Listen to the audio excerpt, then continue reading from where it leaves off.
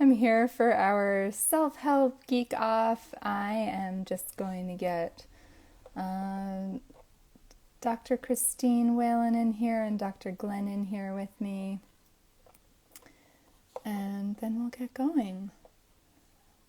I'm pretty excited. I think this is going to be a very fun night. If you've listened to the podcast, you know that Dr. Christine and Dr. Glenn are kind of hilarious when they get when they get going.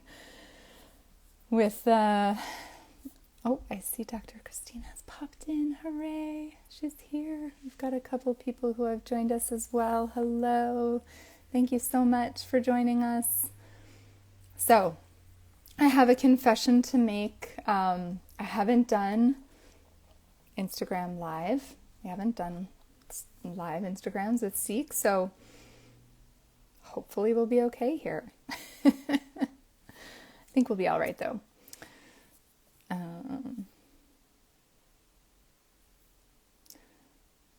All right, so as you can see, we also, this is our fundraising week for Seek Safely. It's our primary fundraising week of the year. And we don't love asking people for money, but we are a nonprofit organization. We are mostly pretty much 100% donor funded. So it really helps us maintain our website, have our web presence, run our podcast. That's a big expense. But we think it's also bringing a lot of value to people. So, you know, important that we can be a sustainable organization. And but the thing that we love is that we have some really great and engaged supporters who love to be with us. And here we have Dr. Christine Whelan. Hello, how are you? Hi, I am well. It is working. I see you. I hear you. It's great. Oh, this is so fun. I've never done this before either. So yeah, it was we talked about how to roll out each of the evenings of this event, of this week, to people, and we thought it would be fun to do at least a couple of segments on Instagram, because we know that Instagram especially is where we have our most kind of engaged audience. That's where we get the most comments on our posts, and so we thought, okay, we've got to do something for our Instagram people. So we know that Dr. Glenn is joining us soon. I think his day is just kind of wrapping up, so he was a little. He's a busy man. Oh, wait, he's Do I also see watching him? this video. All right, okay, I'm waving at him, and I'm gonna, now he's asking if he can come in. I'm gonna say, yes, invite you. So hopefully he'll come on in. Oh, that's good. Well, I'm ready for him. I've been preparing. Yay. I have like various books Ooh, and various props. like props and various crazy things. I love it. I love it. So yeah, the idea for this night was that when we've had Dr. Christine Whelan on our podcast, and of course, Christine, you are our newest board member with Seek Safely, and we are so excited to have you with us because you bring such an interesting perspective, kind of an academic perspective, but then also you're like another self-help person like us. Like Glenn likes to talk about how we're self-help people. Yeah.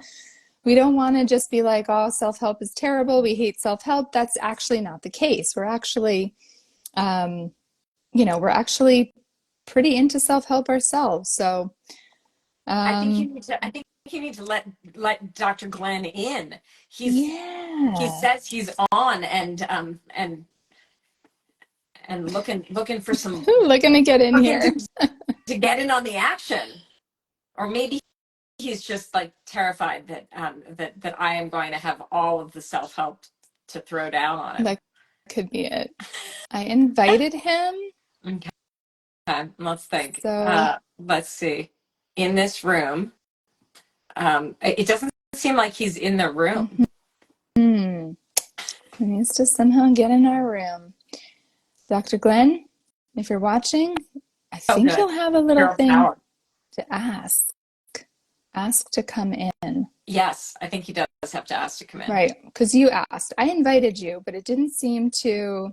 No, I had to separately. I think I had to separately ask. And I mean, this is like such a segue into oh, there he is. Wait, oh no, I felt like something happened there for a second.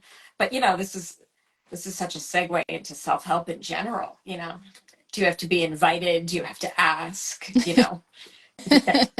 it empowerment? Is it victimization? What do we have here? I mean, there's but we Basically, I'm in control of everything and I don't really know what I'm doing. So I feel like this is kind of a metaphor I for was what we about see a lot in the to say, self-help like most industry. self-help gurus, right?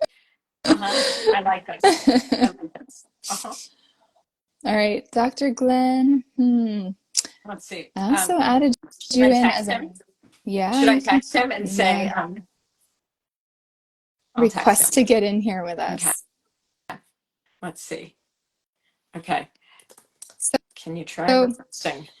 last, let's see, we kicked off this week on Sunday and we talked a little bit about what we had done in 2023. So we always like to, during this event, we like to ask we like to kind of provide some information for all of our donors about what it is that we've done over the last year. So that's kind of where we started on Sunday night. Mhm. Last night we talked about the legislation, and you can watch that video on our Facebook page or on our YouTube channel.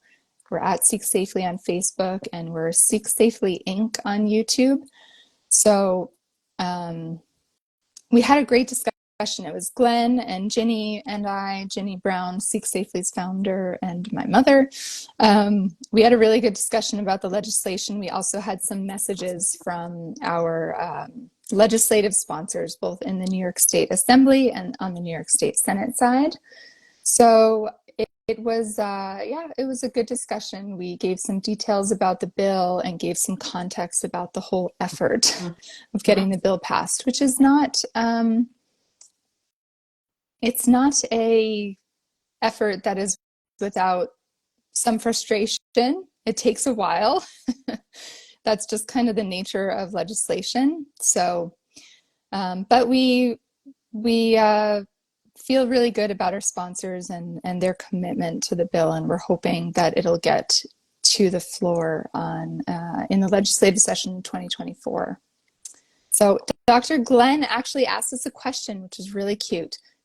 How do I join the stream? So Christine, when you looked at the screen, at the stream, you asked to join somewhere. Where did you Yeah, ask to join? I did. Oh, wait, he's watching. Here, let me see if I can ask him to join. Wave. Oh, that would no. I don't want to mention or unfollow him. Let's think. I would go all the way up to the top where it says the title of this self-help geek off, and there's a little arrow down to the left Mm. of the live, and see whether that maybe has something to do with it. Either that or maybe Ooh, Dr. Yeah. I, I think I just went up there too and said go live with Dr. Doyle.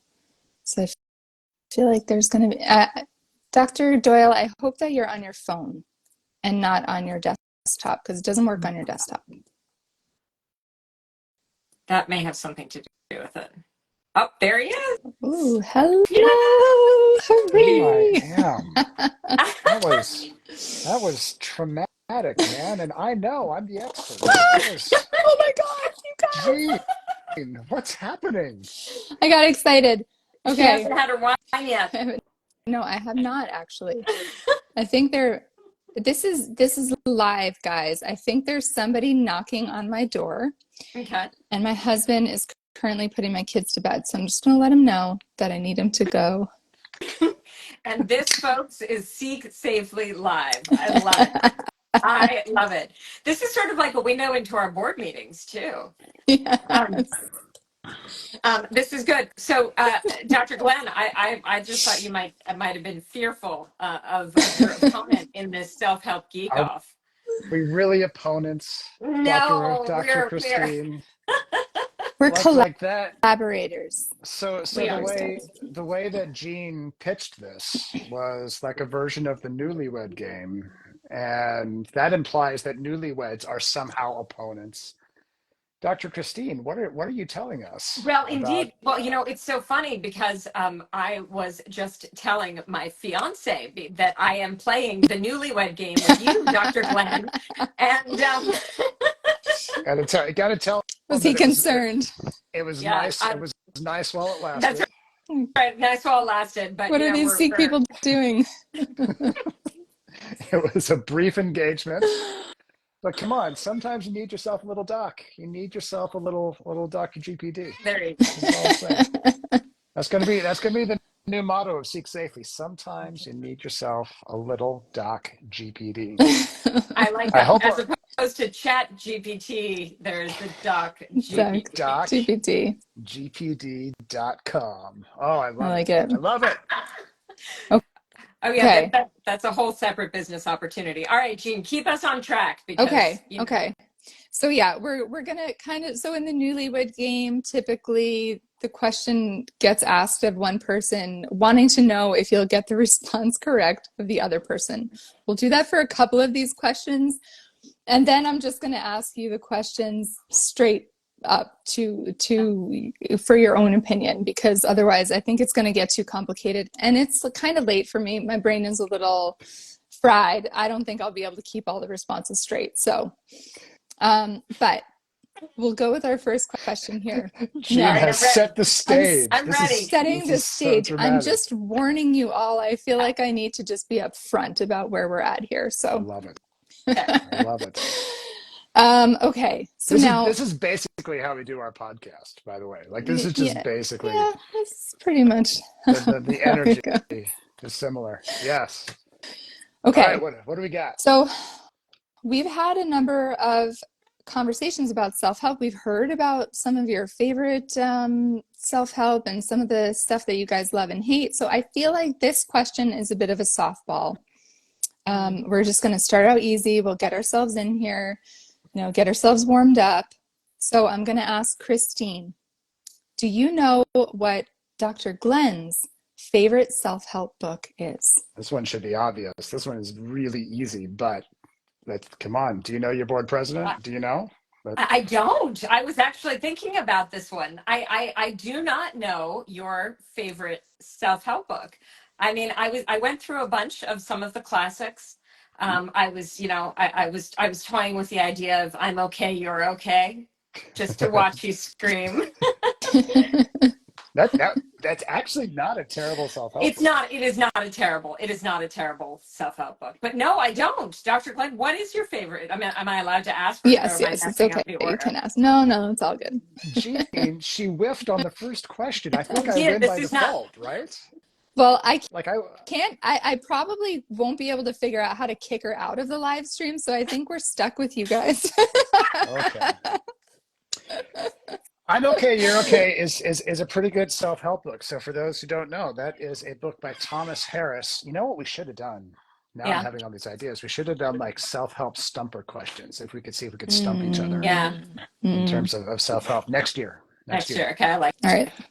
So I'm okay, you're okay is a self-help book by Thomas Harris. It's a book about a theory called transactional analysis that my patients are familiar with because if you're one of my patients and we've ever done the snowman, you know the snowman, the parent, adult, child snowman. Mhm. So it's this idea that we have different kind of parts to our personality. The parent, that's really judgmental, and the adult, which is kind of grown up and compassionate, and the child, which is playful but also impulsive. It's a precursor to what we do in trauma therapy as parts work, as in trauma family systems. That said, not my favorite self-help book. My favorite self-help book, I was talking about this on my own live stream last night, Oh. Dr. Doyle After Hours. I was talking about this very book. What's so funny about that? Dr. Doyle After Hours has proven enormously popular. Okay. It's this bad boy right here. It is a book titled Awaken the Giant Within by Anthony Robbins, my boy Tony Robbins. So I'm not so much a fan of 2023 Tony Robbins. Mm-hmm. I'm a big fan of about 1991 Tony Robbins. and this, I think, copyright on this bad boy, I think, is 1990 or 91. He was at a point in his career, I think, where he wasn't sure if he was going to do a bunch of other stuff. And so he's like, you know what? I need to throw everything into this one. And so he wrote this mammoth 600-page self-help book. Now, a lot of self-help books are not very thick. They're not doorstops. This guy is. The reason why I like it is because it has a little bit of something for everyone. It's got behavior change. It's got discussion of emotions. It's got discussion of mindset. There's some discussion of addiction, although he doesn't really call it that. The thing that I like most about it, now remember, this is published in like 91. In the opening chapter, Tony uses all these examples of like, hey, time is passing. Time is going to pass all of us by. Do you remember ... And then he uses a bunch of examples from the early 80s. Like, do you remember like when the empire was striking back? Like, do you remember, like, these things? So it was already dated in 1990. It's super dated in 2023. For a lot of people watching the stream, this stuff happened before you were born, man. So this is my favorite, Awaken the Giant Within. I own people keep giving them to me as presents. So I have like 3 or 4 copies, the hardback and everything. So I like it. So there it's it a is. very early 90s cover too. It really is. Don't you love that? Yeah. Don't you love that? Look at his teeth. Got that early 90s vibe. Okay, always with the teeth. Yes, his teeth. My goodness. Okay, but see the thing. So wait, how do you reconcile the Awaken the Giant Within Tony with the 2023 Tony? I don't know if there is any reconciling it, honestly. I feel like my camera's slowly going down. I have to follow it down. I think the changing landscape of self-help has a lot to do with it, right? I think as the model has gone from you write books and do seminars to you get on Instagram Live, what self-help influencers want to go on Instagram Live? Why would you do that? I think as the world has kind of gone in that direction, I think Tony has responded to those market forces. I also think that Tony, along with our old friend James Arthur Ray, who is basically a Tony clone. We can talk about that later on if we want. He's a cloney. He's a cloney. Gene Brown on fire tonight. That's amazing. No, I think that Tony has gone the way of a couple other self-help influencers like James and has gotten way into conspiracy theories. We did a whole podcast episode about this. Yes, we did. About self-help and conspiracy theories. Gene and I will be doing a whole podcast episode about my boy, Tony Robbins. And to be fair to all the crazy self-help gurus out there, they're not the only ones who have gone off the deep end, right? It's kind of a societal wide thing where, a lot of people being pulled to extremes. So Gene, that's just what the deep state wants you to think.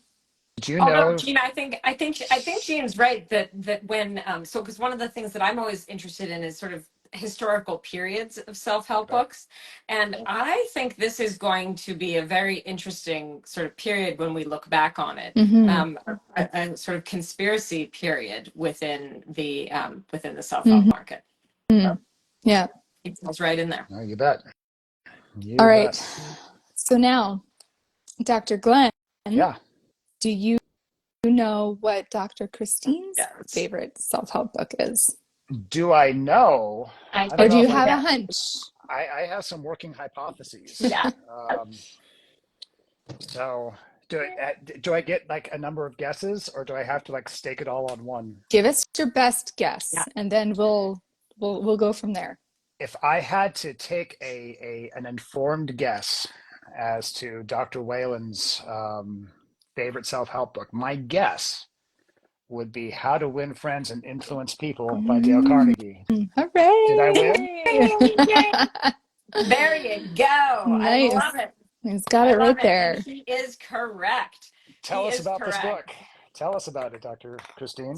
So How to Win Friends and Influence People is really a timeless book because it was written in the 1930s during the Great Depression, and it was a sort of guide for like doing the best you can and figuring out how to make the most of yourself in a really tough economic situation.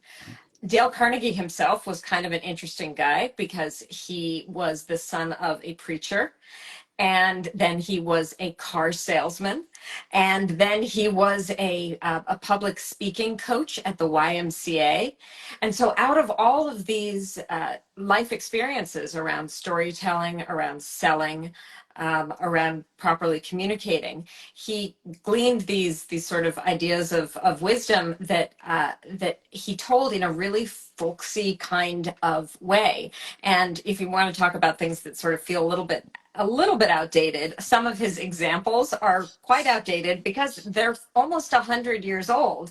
And yet, when I had a book come out, which I'm not sure which one of my books, but I was really very pleased at one of my books, that I was like number 800 or something on Amazon, like of all the sales. And like, I thought I was doing really, really well for a moment, right up until I compared it with How to Win Friends and Influence People more than 75 years after its publication date, which was still smoking me. So the cool part about How to Win Friends and Influence People is that it is really actionable, basic advice that when you read it, you might say, I totally know that, but you probably don't do it on a day-to-day basis. Right. And so he got a lot of criticism as being more sort of personality ethic rather than character ethic, meaning that he was all about about appearances and getting people to like you, as opposed to really working on your inner self.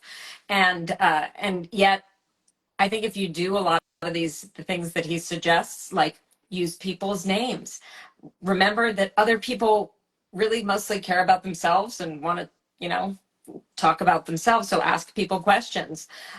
All of those kinds of basic elements are really good advice, even almost 100 years later. You bet. Well, one of the best things for my money about How to Win Friends and Influence People. So I first read it when I was a sophomore in high school. And something that really, so part of what I like about it is it's very well organized, right? Like he has it divided up. I haven't looked at it in a minute, but I believe he has it divided up into fundamental techniques in handling people. Yep. How to win people to your way of thinking. And then I think there's a last section on leadership, I think, like how to be a leader, but he breaks each section down into principles, and each chapter is its own principle. And some of them are really straightforward. One of them is just smile. And I remember that changed my life. It really does. It's a really easy thing to do when you're trying to persuasively communicate, to smile. So no, I agree with you. It is classic. So they came out with the Dale Carnegie organization. Mm-hmm. See, this is where we get into the weeds of self-help, and you can see Jean's eyes just kind of. Oh no, but I'm ready to go there with you. Yeah, I love it. The Dale Carnegie organization has, over the years, kept the book. They've been updating it again and again and again. And you pointed out that Dale Carnegie himself has a very distinctive voice. Yes. Like he's a very, what is it about kids of preachers that we see this over and over again, preachers' kids? But anyway, it's really funny. So the edition that I have, that I got when I was in high school, you can tell very clearly where it's Dale Carnegie talking and where his organization then went in and inserted updated material, partially because they use examples that weren't around when he was around. Partially the voice switches like hard, right? And it's no longer this folksy thing. It's this fascinating thing to observe. But anyway. Interesting. Maybe they need to. No. I'm thinking they'll need to train some AI on his original voice and have that rewrite the version for him. Oh Lord! Oh my! He's already dead. So that's all we need. Well, my claim to get Dale Carnegie fame is that my grandmother was one of his secretaries during World War II. That's right. Yes. For real? For real. I did not And I know. did not know that until after I had finished my doctoral dissertation on the self-help That's industry. amazing. And talk about like finding out that I really came by my love of self-help rather Oh, That's honestly. so I love that. cool. That's amazing. Yeah, That's Yeah. amazing. very cool.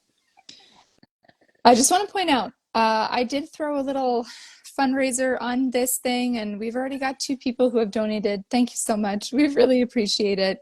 You guys are And incredible. You guys are thank incredible. yeah, and thank you for sticking around during our floundering in the beginning, but we're here. So we'll go to question number 2. Okay. All right. Yeah. So just to be clear, I'm winning. You're Yeah, totally I winning, guess dude. I guess so. Okay. But the Okay. thing is, like, I don't. So from here, I feel like now maybe we should just say you've won, because from here, I don't know how we're gonna And, know what people think is the worst. And All right. All right. okay, so I feel like we can okay. Christine, what do you think Glenn's least favorite self-help book, or what would he say is the worst self-help book? You might be able to get this one. We'll be I able to get it mean, for you, that much I know. There's the obvious answer. yes, there is. There is the obvious answer. Anything, any of the oeuvre of our friend James Arthur Ray, perhaps. So, I do you? I mean, I know what mine is, and I think we may actually share. I mean, I think you may agree with me on mine. so I have a theory about yours. Yes. Because I know kind of the flavor of things that you like and the flavor of things that you dislike. So James, I got to say, James Arthur Ray's Harmonic Wealth. You can quote me here. It's not a terrible self-help book. It's also not a terribly original self-help book. Harmonic Wealth by James Arthur Ray contains a lot of reheated leftovers from lots of sources, mostly Tony Robbins and various NLP sources. That said, it's fine. He's written worse books.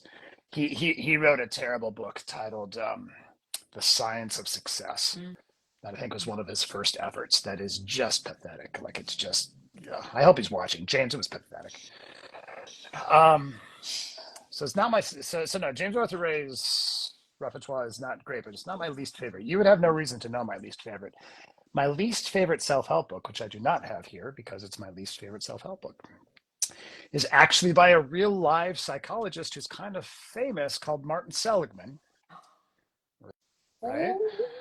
I knew that would catch your attention. Then they're fighting words. They are. They are. Trust me, he's way more influential than Dr. GPD will ever be. So no danger of that. But so Martin Seligman is a psychologist who is known for his theory of learned helplessness. Like he was one of the researchers who did the terrible unethical research on learned helplessness, where they were having the dogs. You remember this? Mm-hmm. They had the dogs, and they had the cage where they could jump over the thing if they electrified the floor. And it turns out if you don't give the dog a way to escape, the dog gets really depressed. And that's the theory of learned helplessness. If we come to believe that we do not have a way out of pain, Mm-hmm. then we just get depressed. We stop trying. It's learned helplessness. So he got kind of famous for that theory. Seligman did. He then went on to write a self-help book titled Learned Optimism. I don't know when it was published. I read it my first year of graduate school, so about 2001. I'll tell you why I don't like it. It is one of these self-help books there are a lot of these, where they spend hundreds of pages talking about a theory. Like, so he reviews the literature about optimism, Mm-hmm. about how an optimistic mindset can Mm-hmm. be, helpful. And I'm kind of meh on optimism in the first place. I'm like, like mindset stuff, kind of like, rubs me the wrong way. But throughout the book, Seligman promises us that come the end of this book, I will show you exactly how to develop an optimism mindset. I will do it. And so you hang in there, man. Like you hang in there until the very last chapter, second to last chapter. And then he says, all right, let's get down to this technology. Let's get down to actually teaching how to do this. And what does he do? He has the audacity to regurgitate Albert Ellis's rational emotive behavior therapy ABCDE model. Like, you familiar with this? The Albert Ellis? I So Albert am Ellis. familiar with Albert Ellis, but not this model. I've heard. So Albert Ellis, rational emotive therapy. It's a theory of therapy that's related to cognitive therapy. Yeah. That's all about, like, so we struggle because we have distorted beliefs. Okay. And so Ellis's whole theory of change is: A, what is the activating event? B, what is your belief about the event? C, what are the emotional consequences? D, we're going to dispute those beliefs. And E, we're going to have effective new behaviors. It's a straight up cognitive therapy model. Seligman has spent hundreds of pages promising us that there's this breakthrough thing. He's going to teach us to be more optimistic. And at the very last chapter, he throws this warmed over rational emotive behavior therapy at us. And I'm not kidding, I literally booed as I'm reading. I remember this clearly because I remember who I was dating at the time. And from the other room, she heard me go, boo! And she's like, what? And I'm like, it's this book. It disappointed me. Catherine comments here, our EBT is the New Yorker version of CBT. Yes. That is so perfect. That's so right. Mm-hmm. So, anyway, Learned Optimism by Martin Seligman is my self-help that's book. your least favorite. I have a theory about Christine's. Yeah, I think I've told you this one. I think I know. Might be. I'm going to guess the self-help classic, The Power of Positive Thinking by Norman Vincent Peale. No. I was going to say The Secret. Jean is correct. Jean, that seemed too obvious, man. Point for Jean. Seemed too obvious, but Point for Jean. Okay, so the reason why it's The Secret and it remains the secret is because there was this lull. So first of all, in the early 2000s, I talked about The Secret a lot, and how much I despise it. I despise it because I despise the idea that the law of attraction, you can attract positive and negative events to you with your thoughts. And certainly if you act in a positive way, a la Dale Carnegie, you can get better outcomes in a lot of your interpersonal interactions. That much is true. But the idea that there are energies in the ether that are going to, like a magnet, draw positive or negative events to you is sort of crazy. But then it gets really bad when it blames the victim. And when something bad happens to you, it is because you wanted it to happen to you. And so it's always all your fault. And that totally irritated me from the get-go. Then it kind of went away for a little bit, but boy, is it back with the idea of manifesting. And so now that we are all talking about manifesting, I keep saying to my students, guys, we've been here before with The Secret. Nobody knows what The Secret is. Nobody knows what the law of attraction is. They're like, no, manifesting. It's totally new. And then this is where I feel pretty old because I'm like, wait, great. I'm now so old and I've been studying self-help for so long that I've rode through an entire cosmos cycle of self-help where now we're back and we're going to recycle the same thing under a different name. So The Secret and then all of the acolytes of The Secret, James Arthur Ray being one of them, it had some pretty long and negative tentacles in our society. And now that manifesting is back, clearly we've got to manifest something different. Yeah. Well, you know what? Unfortunately, Christine, I think, it might have, The Secret itself might have a renaissance, which will make you feel better in the sense that students might know what you're talking about. But right, like we've been through the 90s, everybody's been wearing, the platform shoes and their Nirvana t-shirts and everything. Yes. So the 2000s are kind of like ripe for the renaissance. So it might come back. Yeah. Terrific. At least they'll know what you're talking about. However, I can tell you, if anyone wants any entertainment, watching the first 10 minutes of The Secret video is amazing. It's amazing. But you have to watch it through the lens of persuasive psychology, right? Yes. It's textbook. It is, and so over the years when I have done consulting for various clients who are looking to sell an idea of any sort, I often make these executives of totally other companies watch the first 10 minutes of The Secret with me, and I dissect how how it is selling you on this idea of manifesting, of the law of attraction, including one really fabulous slash absolutely atrocious line where some physicist comes on and says, when you turn on a light bulb, you don't know why the light goes on. You just know that it goes on. And the law of attraction is just like that. You don't need to know the science behind it. You just need to turn the light on in your life. But we're going to tell you it's definitely a science. We can't tell you how it works, but it is a science. It's a law, in That's how fact. science works. Right, because we have a guy who is a physicist and he has the little tagline, physicist. Right, right.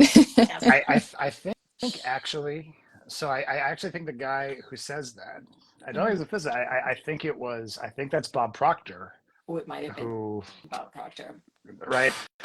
But you raise the thing of so in The Secret, which is so great. Like I keep telling Jean that for like a bonus episode of the Seek Safety podcast, Yeah, I'll watch it.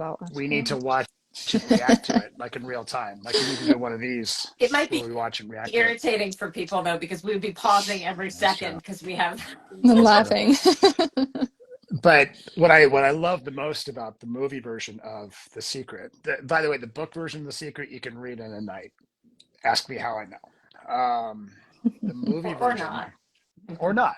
The movie version is great because of all the talking heads, and Yes. so there are many of the same talking heads that they have in What the Bleep Do We Know, which was also around the same time period. In fact, I think What the Bleep beat him. Mark Vicente likes to say, we beat them to the mark. What the Bleep. But they characterize, so they've got so and so physicist, so and so whatever. They call James Arthur Ray. You remember what they call him? Yes. Well, he's like a neuro astro something or other. Philosopher. James Arthur Philosopher. Ray. Oh, Philosopher. he's a philosopher. Well, that no. Can I say that I have a second least favorite? Can I have like two least favorite self-help books? You can. Because I brought a visual for my other favorite. Classic. How dare you? How dare you, Christine? Because it's in the same vein. It is. So, Who Moved My Cheese is a very thin, small book that millions of Americans were given as they were fired. And they were told that their cheese moved, that they are just little mice in a maze, and they did not notice that their cheese moved. And now they needed to clear their desks. Right. And so so all of this sort of literature that is used for blaming people for structural problems usually lands on my least favorite list. The cheese move. What you got to do? Who moved it? Yeah, it is what it is. And that's what it is, man. Your cheese okay. move. So this kind of relates to another question I want to ask. Now I'm just going to ask each of you for your own opinions, because otherwise we're just going to get. Yeah. Okay. So right. Lightning round. Yeah, kind of related. Lightning round with us. Along with our physicist and turning the lights on and off, what is the most egregious self-help sales pitch you've ever heard? Okay. So, I'm ready. Okay, Christine, go for it. I'm ready. So one of the fun things that I got to do over the years is I studied Christian diet self-help books. It is an enormous genre, and one of the most egregiously titled books is More of Jesus, Less of Me. And it is tied with a second one, Help Lord, the Devil Wants Me Fat. Oh no, I hate when that happens. These are books of a genre that basically say that we are eating because what we really seek is salvation, and that because we, meaning women in particular, seek the positive male gaze of Jesus, we should be thin and stop eating. I encourage anybody who is listening saying this cannot be true to look it up, to look up when Shamblin is in this genre as well. But That's my first most egregious one. Oh, there are people who are laughing. I like this. Yes, but yeah, beliefs are the bullets of the wicked, indeed. I have a second one, but Dr. Glenn, you can go in. But if you're still thinking, I'm coping with more of Jesus, less less That's of me. me.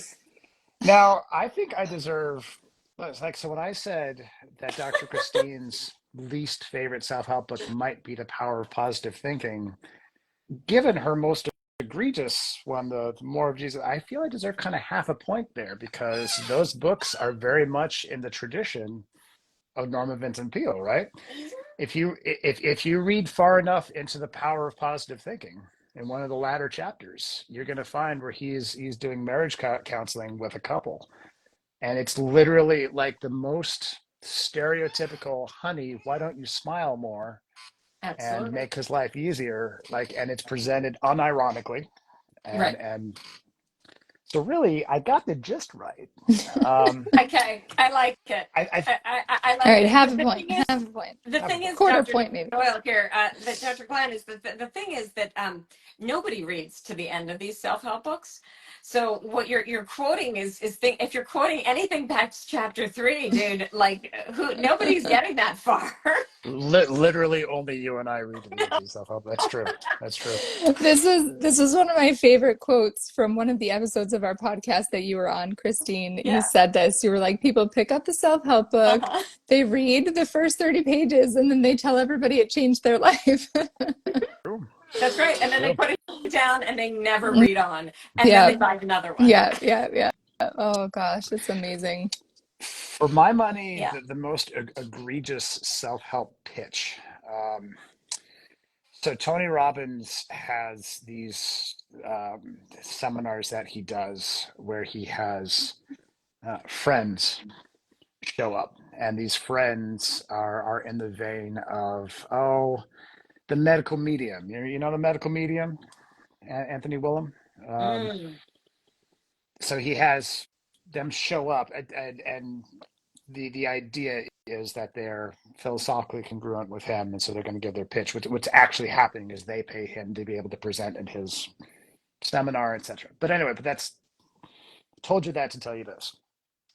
For a long time, and maybe still, I don't know if this is still the case, you could go to a Tony Robbins event and get sold a thing called the Q Link. You remember the Q Link?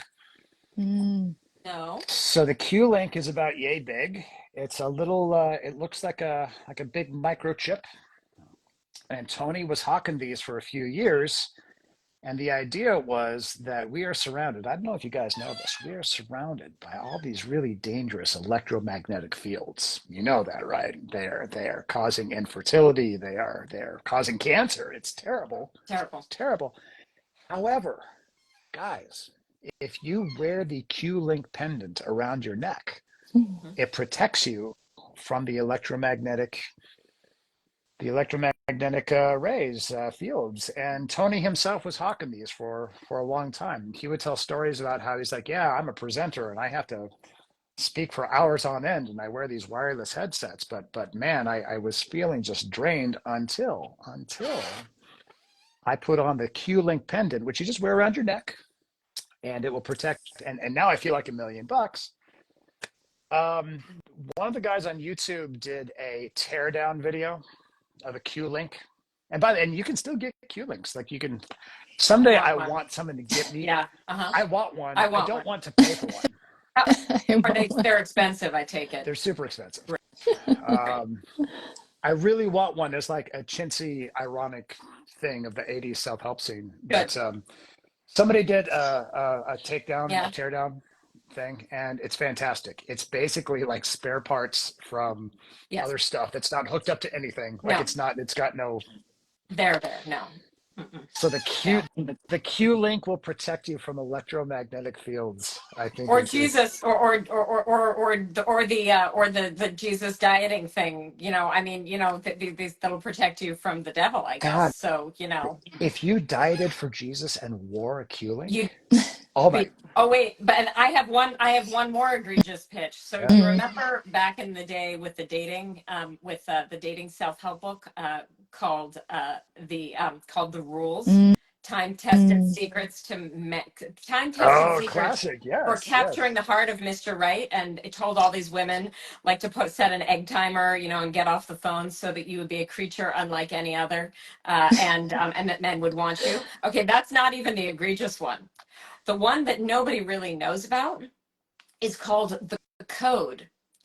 Time-tested secrets for getting what you want from women without marrying them. It is a guide for men on how to undo the The rules. rules. Right, you just blew my mind. I love this. And so, Hey Siri, order me the Code on Amazon.com. It's amazing. So, indeed, so did did the Code come out like around the time of the rules? yes. So the Code was kind of like a men's spoof book, and it basically was how to sleep with and not marry a rules girl, because all the rules were all about like making you unavailable and playing hard to get. And so this was the men's guide for how to get it anyway, Subverting it. and exactly, and subverting it. And so I for years I assigned both books for That's side by side amazing. in my classes. It's like self-help inception. Like you've got the one Yes. book and then it goes on the other book and it goes. That's So those are my, incredible. That's yeah, amazing. thank you. I mean, the Code was really ahead of its time, because Yes.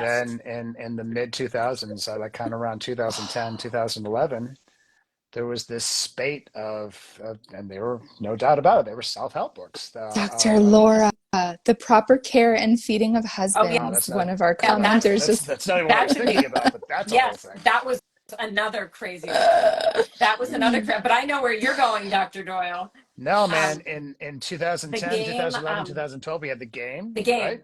game, Mhm. We had the mystery method. We had absolutely. the problem, the rough thing about some of these books was like, so the game was, the game is more a narrative. It's actually about, so it's this writer Neil Strauss, who was a journalist for Rolling Stone, I think, Hmm. who kind of infiltrated the pickup artist scene. And the game is actually, it's not really a self-help book. It's kind of more his experience. Like, and he talks about Ross Jeffries and mystery and kind of all these pickup artists, and it's a fascinating read. I highly It recommend it. is highly It's recommend it. super Yeah. entertaining. The books that came after the game, though, like, so there was mystery method, there was how to talk to women, there was Hmm. how to blah, blah, blah. Problem is, some of them were fantastic, so like basic social skills guides. They were a lot like How to Win Friends and Influence People on a basic Exactly. level. Yes. There's one in particular titled, oh God, the authors are Lewis and Copeland, and I believe the title is How to Succeed with Women. And it's Hmm. the most stark. It's got a black cover with Yes. white type on it, and it's fantastic. It And is it is such a good. it works. I mean, these things work. So I knew a guy who worked for Neil Strauss as one of his facilitators, Yes, teaching men how to do this. yes. And he came to my class and taught my college students how to do this, and peacocking and all of these terms. It's genius stuff. I mean, I would actually put that on a sort of a must read list, as long Okay. as the intentions are, you know, it can go negative pretty fast too. But I gotta read the Code, though. I didn't know the Code oh existed. I'm so yeah, excited yeah, Oh, about yeah, the that's so Code. yeah, funny. yeah. Okay, so talking about the game, Yes. that brings us to another question. I know you guys love this one. What's your favorite self-help book that's not a self-help book? Oh, we We could do a we want whole to episode Do on we a want to whole this. do a whole one Yes. on this episode on one, this, but if you could just like nail really down quick. one right now. Yeah, I'm Christine, go ahead. just going to do the really quick one that I just read. Okay. It's a new book, and it's called The Measure. Mm, And it's called The Measure, and I have the and it's by Nikki Erlick, Erlick, and it's basically a book about the idea that everybody wakes up and everyone's given a string, and the string is how long you're going to live, Mm. and all of the things that happen around that, and it's this sort of meditation on what is life mm, for, and how to live a full life, it's not the length of your life. It's, it's what is in your life, and the good that you do in the world and how you impact others. And so it is not a self-help book. It is a novel. But I found it incredibly inspirational in terms of taking measure of my own life. Nice. Interesting. The Measure. The Measure, I highly recommend it. It's won all sorts of awards. So Nice. Nice. Self-help books that are not self-help books are a major interest of mine. I know I will not shut up about it when we're off mic on our podcast. There are lots of them, good and bad. One that I'm not so nuts about is Atlas Shrugged by Ayn Rand. Ooh, yes. I think I think that as literature, it's really fascinating. The story of Ayn Rand and Nathaniel Branden is really, really interesting. So it's relevant to our discussion tonight because Nathaniel Branden wrote lots of great self-help books about self-esteem. 6 Pillars of Self-Esteem, they're classic. He was a lover of Ayn Rand, who wrote these philosophical novels, including The Fountainhead and Atlas Shrugged. And a lot of people take Atlas Shrugged in particular and use it as kind of a guide for life. Yes. I struggle with this because I don't think it was meant to be a guide for life. I think it was meant to be great literature. Objectivism is a political theory of its own, right? Philosophy, yeah. Yeah. It's a whole philosophy. So anyway, so that's But one of my that's a least good favorites. one. Yeah. That's a good one. There are 2 that I really like, and this is going to be really weird. Ready to get weird, guys? Yeah. The one that I like that I think everybody should read is this bad boy, good old The Art of War. Oh, yes. Yes, that's a good one. By Sun Tzu. I have like a little mini version that has the full text here and notes on the translation and stuff. It's fascinating stuff.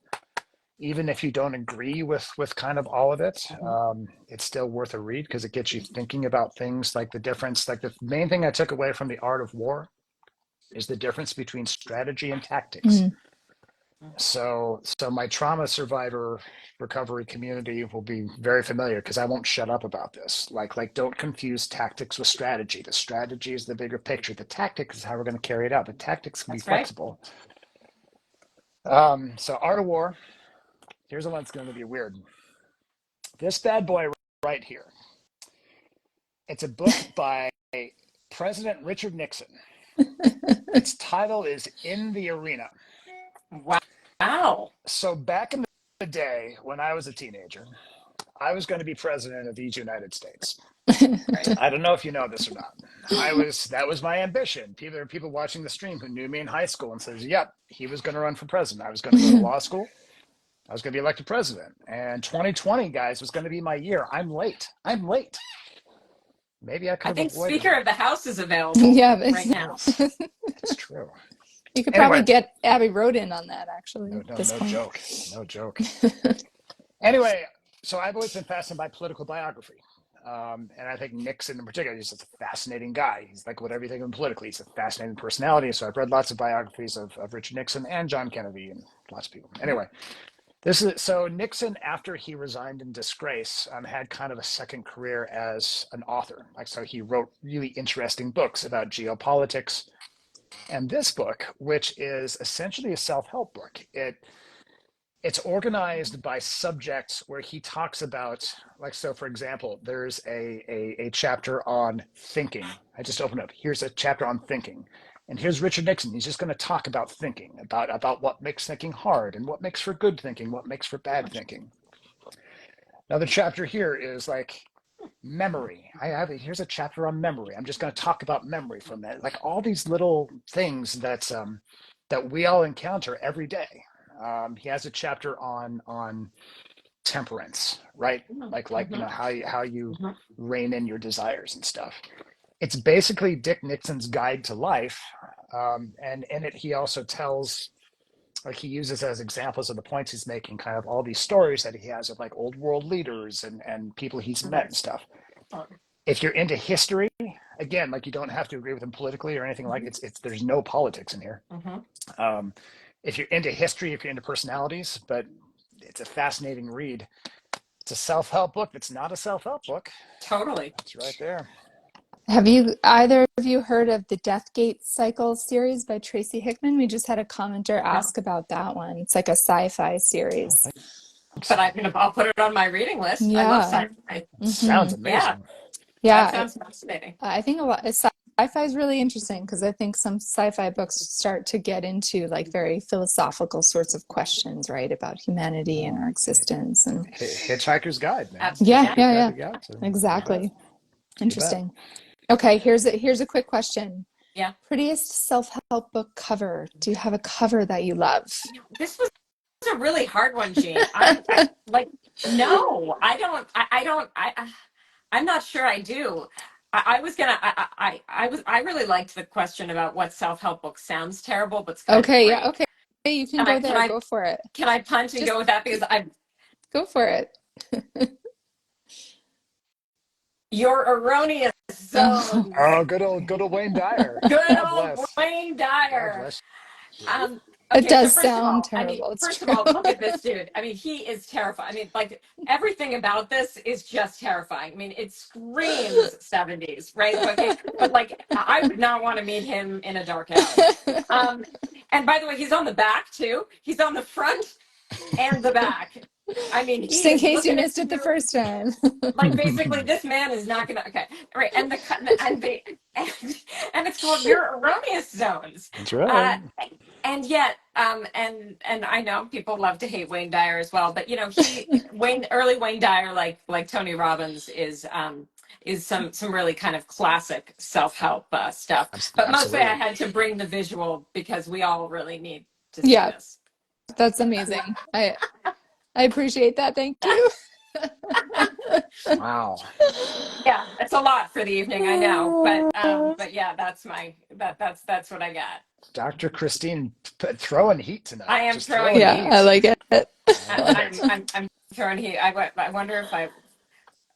Oh yeah, yeah, but you know, can I ask a question of Dr. Go Glenn? for it. Sure, you So, can. if you had to be stranded on a desert island Mm-hmm.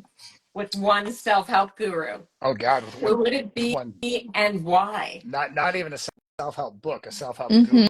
No, yes, not just one book, a guru. And Guru. I have like all these snarky answers, but I wanna hear your answers. So to me, that's a very easy question to answer. Strand me on a desert island with Tim Ferriss. Mm. Uh, Really? Absolutely. So Tim Ferriss started out as a productivity guy. Uh-huh. So he kind of got famous with the 4 hour work week, Mm-hmm. which is kind of all about. It's kind of in the same vein as getting things done and Yeah. this stuff. But then Tim Ferriss moved into with his book The 4 Hour Body. Yep. Um, he moved into this sphere where he's kind of like a smart version of Joe Rogan. Yep.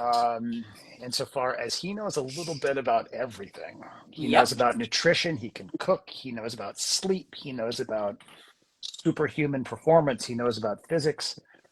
That guy knows a little bit about everything, and I mean, I'm being slightly influenced by the fact that his writing is highly readable. It is. He's a great presenter. Yep. So yeah, I think not only would Tim Ferriss get us off the desert island, um, screw it, we might stay on the desert island. He knows how to construct a hut. I mean, forget it. Like he's the He guy. is. Yes. Survival You know that. skills. Yeah. Okay. Wait. So have I told? So Tim and I went to college together. I've known Tim since we were 18. You know Tim Ferriss? You've been burying this lead this whole time. You know Tim Ferriss? Yeah. We went to college together. But here's the funny part. Can I tell you my most embarrassing Tim Ferriss story? Please. Because it's really embarrassing for me. Yes. So I think it would have been 2006, maybe 2006, 2007. I had just come out with my first book from Simon and Schuster, Why Smart Men Marry Smart Women. Launched it on Good Morning America. I was a big deal, really big deal, right? Okay, well, my book hadn't sold any copies, but we didn't know that yet. All we knew was that like this, I was like a big deal. And Tim, this guy Tim that I went to college with, are you ready to just? I mean, this is so embarrassing. Tim emailed me and said, "Hey, would you meet me for coffee? Because I'm writing a book too." And I would love any of the advice that you had about marketing because you're so successful. I would love to learn from you. So I went to coffee with Tim Ferriss and girl-splained to him about how to be a really like successful author.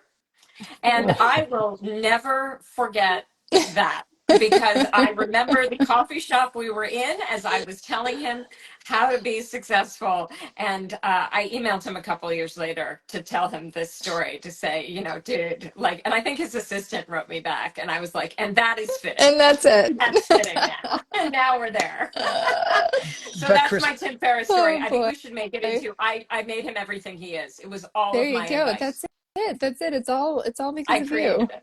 Yeah. well, you're always telling us that you wrote your thesis on how to write a successful self-help book, right? Mhm. Like, and you I broke it did. down. I mean, apparently the formula works. Apparently, I mean, this is Let's do it. I love it. I love it.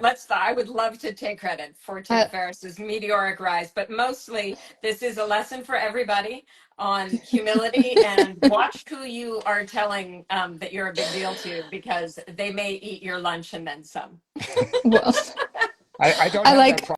I don't tell anybody I'm a big deal. I don't have that problem. I I don't know. either. I mean, I I go was in kind by of friendly. downplaying everything. Yeah. Yeah, I don't. I learned my lesson for sure on that one, Well, I the like hard one of our commenters said, you are still a big deal and always will be. So, Love it. one. Thank you. True fact.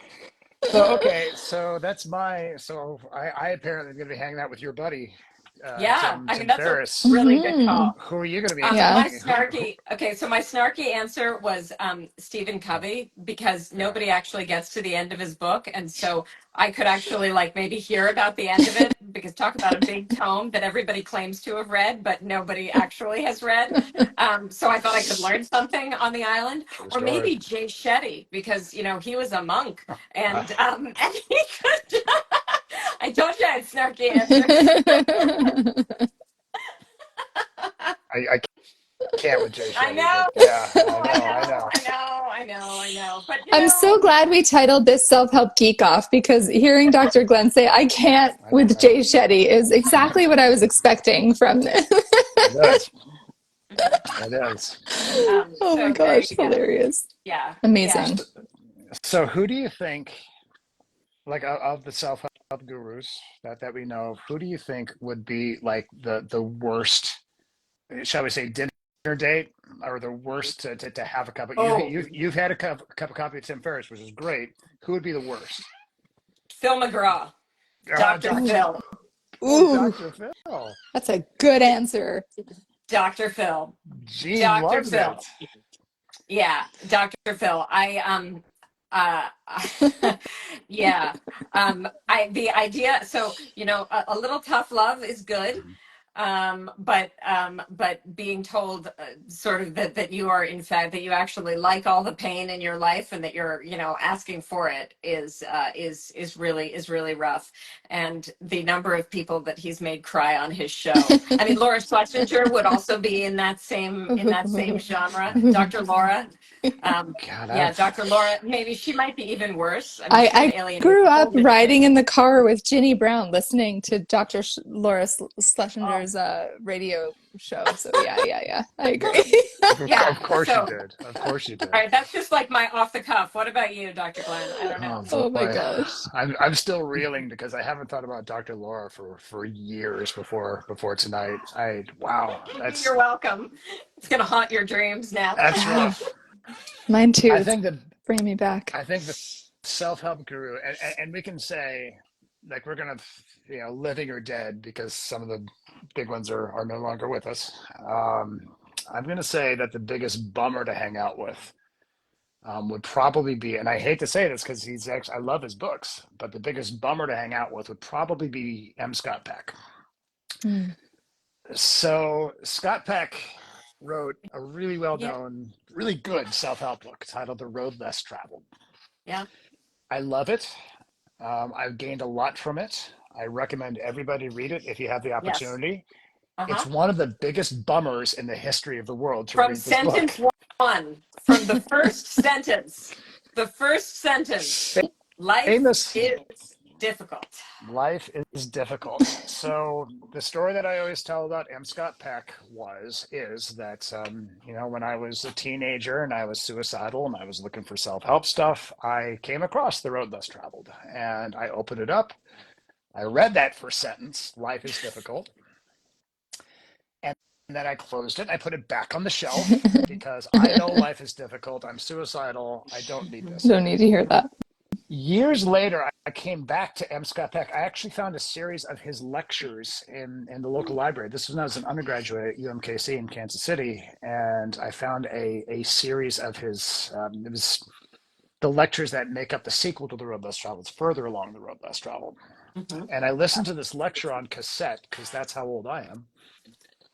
This lecture on cassette of his titled Consciousness and the Problem of Pain. And it was a fascinating philosophical thing all about how um, the more conscious we get, the more sensitive we are to pain. And so to grow in consciousness is to grow in our perception of pain, which is a bummer, but it's also necessary for the evolution of consciousness, right? Mm. So he was super interested in like pain and suffering and how we handle it and how we deal with it and blah blah blah blah blah, which is all really interesting and it's all really important. I don't know if it makes him great dinner company. I don't know if it makes him great to hang out with. Yeah. So there is that. Yeah, there is. Yeah, he would kind of be a bummer, Be a but bit of a bummer. Just a at the drag. same time, as a sort of historical figure who also would have met, this is one of the sort of interesting historical shifts I think around self-help books, self-help gurus, is that people like M. Scott Peck and Norman Vincent Peale, they knew a lot of the major political leaders Mm-hmm. of their time. They were True that. invited to the White House. They were considered sages almost of their time in a way that we do not have now. Yep.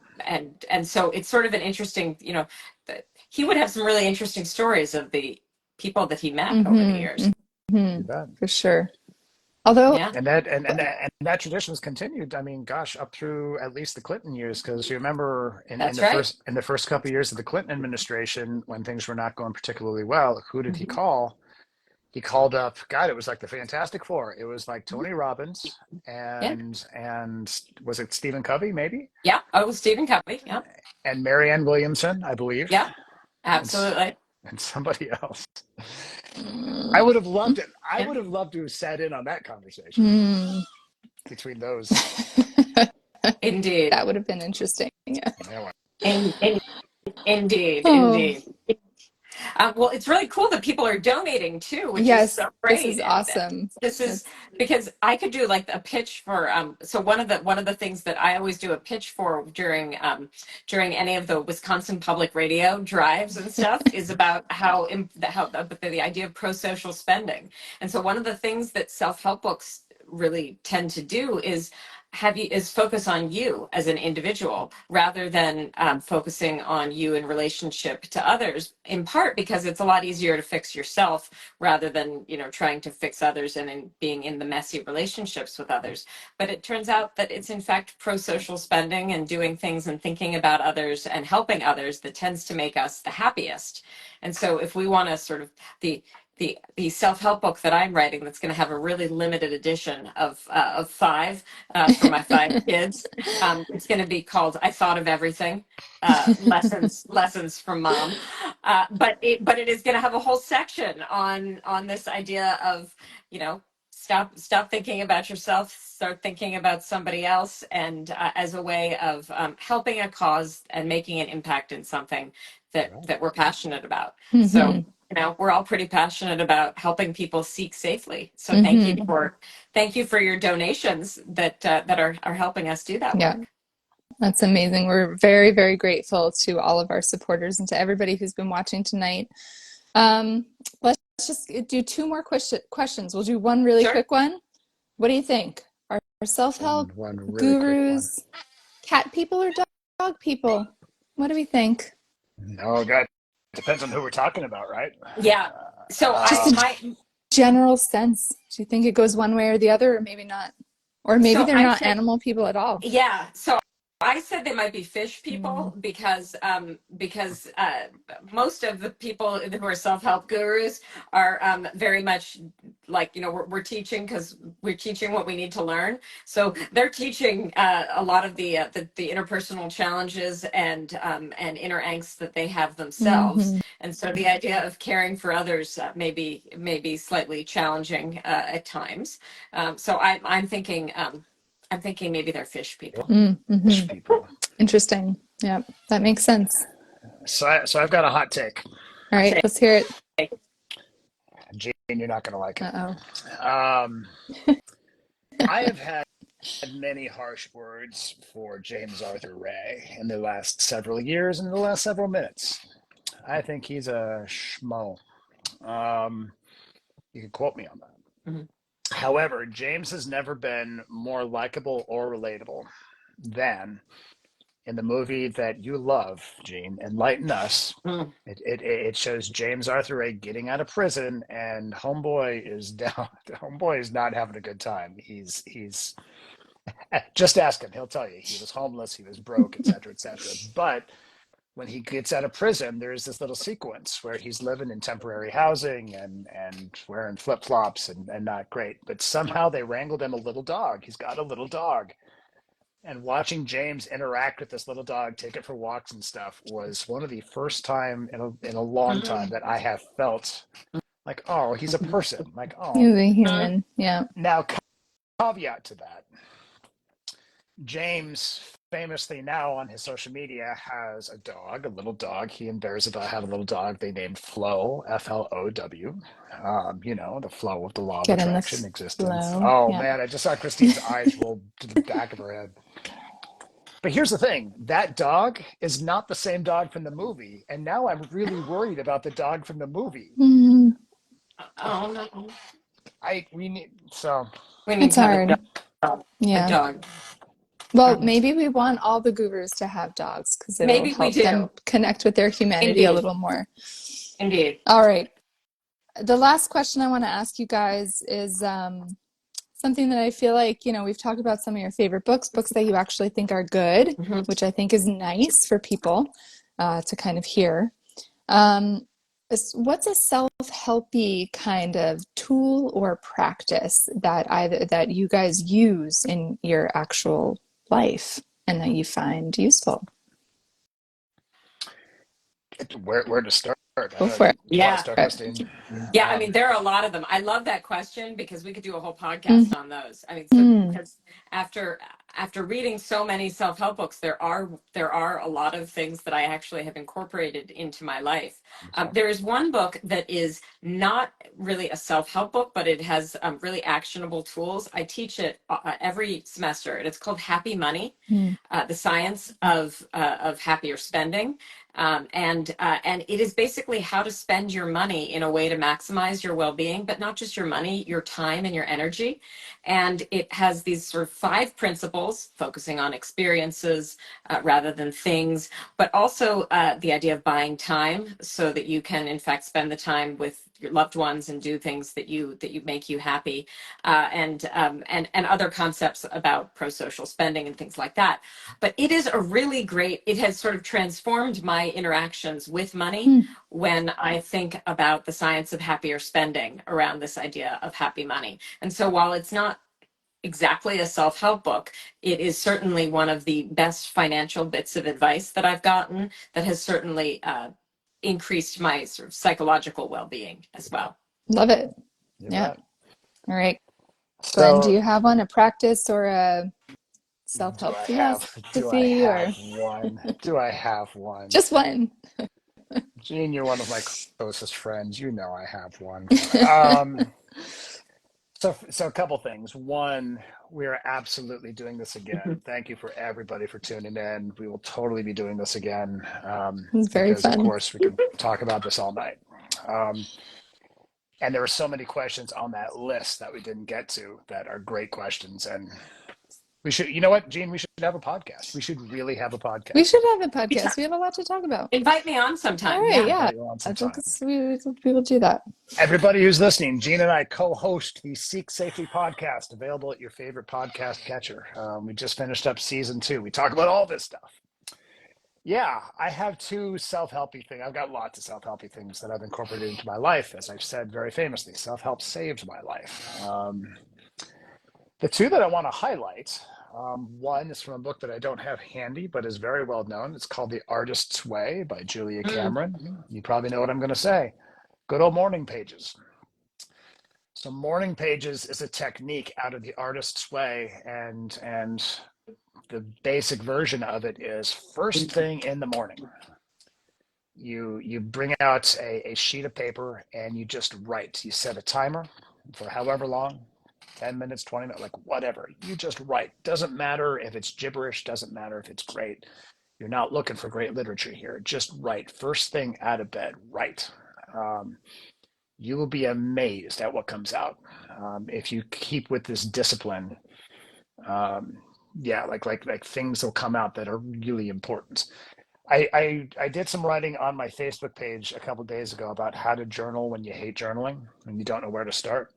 I always say start with, I hate journaling, I don't know where to start, and just let it flow. It doesn't matter if it's literally true, doesn't matter, like blah, blah, blah.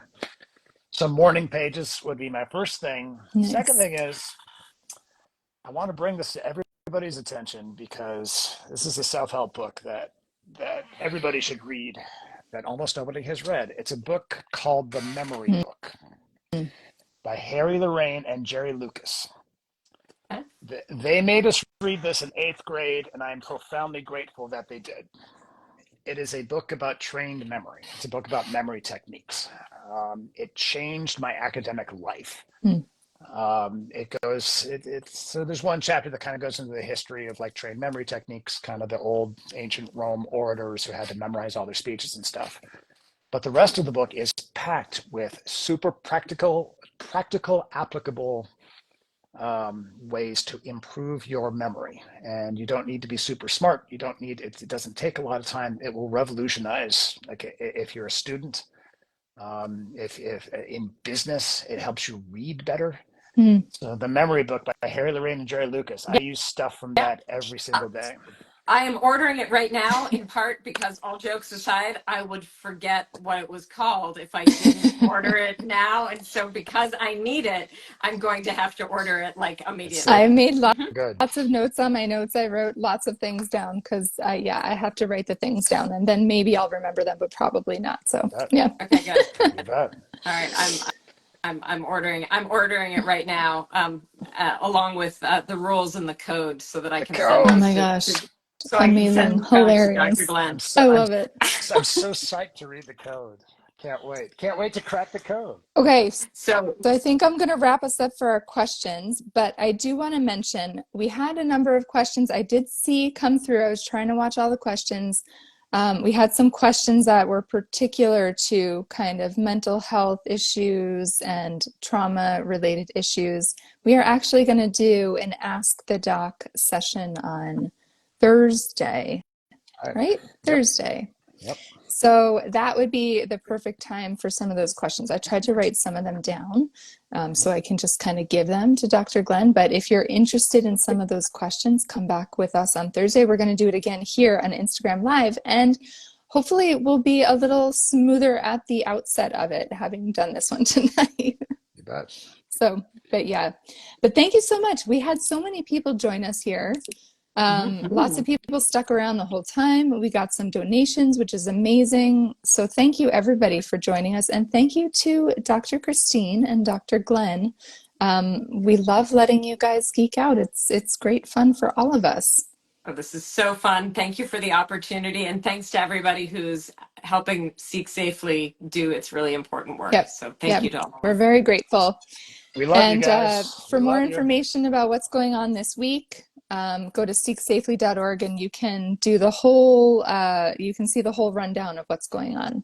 So, and Somebody's asking, can the doc do a post for folks to put their questions there ahead of time? Yes, we can do that. I will put a little preemptive post on the Seek Safely Instagram feed and Facebook and everything, and people can start putting some questions in there for Thursday night. Perfect.